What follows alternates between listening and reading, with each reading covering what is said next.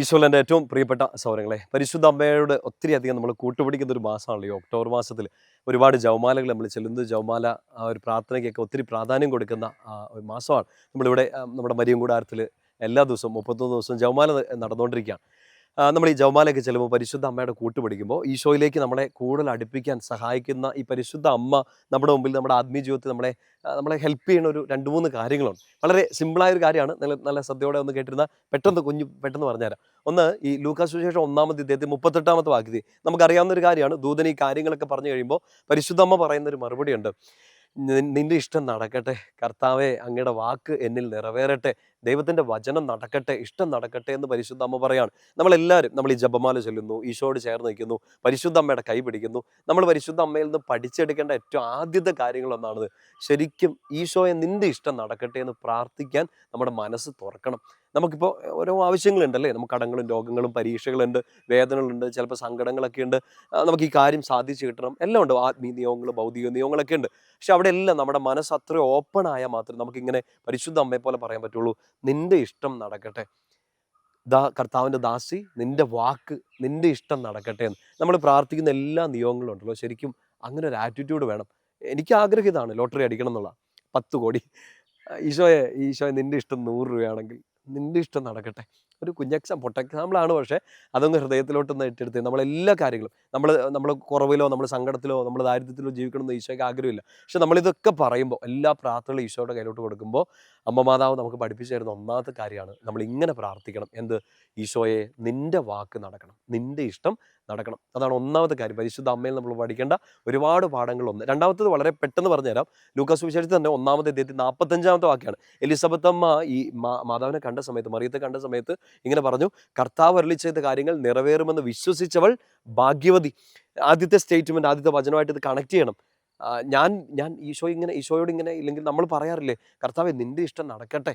നമ്മളത് പ്രാർത്ഥിക്കുമ്പോൾ നമ്മുടെ ഉള്ളിൽ ഉണ്ടാവേണ്ട വലിയൊരു വിശ്വാസത്തെക്കുറിച്ച് എലിസബത്ത് അമ്മ പറഞ്ഞു തരിക, കർത്താവ് പറഞ്ഞത് നടക്കുമെന്ന് വിശ്വസിക്കുക. ഇപ്പം നമ്മൾ വചനം വായിക്കുന്നു, ഈശോ ഇങ്ങനെ വചനത്തോടെ പറയാണ്, ഭയപ്പെടേണ്ട, ഞാൻ നിന്റെ കൂടെ ഉണ്ട്. പക്ഷേ അപ്പോഴും നമ്മൾ പേടിച്ച് വരച്ചിരിക്കുകയാണ്. അയ്യോ, കർത്താവ് കൂടെ ഉണ്ടോ, ശരിക്കും ഉണ്ടോ? കർത്താവ് പറഞ്ഞത് നടക്കുമെന്ന് വിശ്വസിക്കുക. നമ്മൾ എന്തോരം വചനങ്ങൾ കേൾക്കുന്നു, എന്തോരം വചനങ്ങൾ നമ്മൾ വായിക്കുന്നു, ഈശോയോടത്ത് പ്രാർത്ഥിക്കുന്നു, കർത്താവ് ഈ വചനം ഉപയോഗിച്ച് ഞാൻ പ്രാർത്ഥിക്കുക എന്ന് പറയുന്നു. പക്ഷെ അത് ഈശോ വാഗ്ദാനം തരുമ്പോൾ അത് നടക്കുമെന്ന് വിശ്വസിക്കുന്നുണ്ടോ? മാതാവിൽ നിന്ന് പഠിക്കേണ്ട രണ്ടാമത്തെ കാര്യം, എലിസബത്ത് അമ്മ അത് കണ്ടുപിടിച്ചു. ഇങ്ങനൊരു അനുഗ്രഹമുള്ള ആളാണ് എൻ്റെ മുമ്പിൽ വന്ന് നിൽക്കുന്നത്, കർത്താവ് അരുളി ചെയ്ത കാര്യങ്ങൾ നിറവേറുമെന്ന് വിശ്വസിച്ചു. മൂന്നാമത്തെ വളരെ പ്രധാനപ്പെട്ടതാണ്. യോഹന്നാന്റെ സുവിശേഷം 2-ാമത്തെ അധ്യായത്തിൽ 5-ാമത്തെ വാക്യം നമുക്കറിയാം. പരിശുദ്ധ അമ്മ സുവിശേഷത്തിൽ ഏറ്റവും അവസാനമായിട്ട് സംസാരിക്കുന്നതായിട്ട് ഒരു സ്റ്റേറ്റ്മെന്റ് നമ്മൾ കാണുന്നത് ജോൺ 2:5 യോഹന്നാൻ 2:5 ഈ കാനായിലെ കല്യാണം വരുന്നൊക്കെ നമ്മൾ ഒത്തിരി വായിച്ചിട്ടുള്ള പരിശുദ്ധമ്മ പറയുന്ന കാര്യം എന്താണ്? അവൻ പറയുന്നത് പോലെ ചെയ്യുക, ഈശോ പറയുന്നത് പോലെ ചെയ്യുക. ഇതാണ് മാതാവ് നമ്മളോട് വളരെ സ്നേഹത്തോടെ ആവശ്യപ്പെടുന്ന ഒരു കാര്യം. ഒന്ന്, മാതാവ് വിശ്വസിച്ചു, ഇത് നടക്കുമെന്ന് വിശ്വസിച്ചു, അത് നടക്കട്ടെ എന്ന് ആഗ്രഹിച്ചു. മാതാവ് നമുക്ക് വേണ്ടിയും പ്രാർത്ഥിക്കുന്ന ഒരു കാര്യമാണ്, നിങ്ങൾ ഈശോ പറയുന്നത് പോലെ ചെയ്യുക.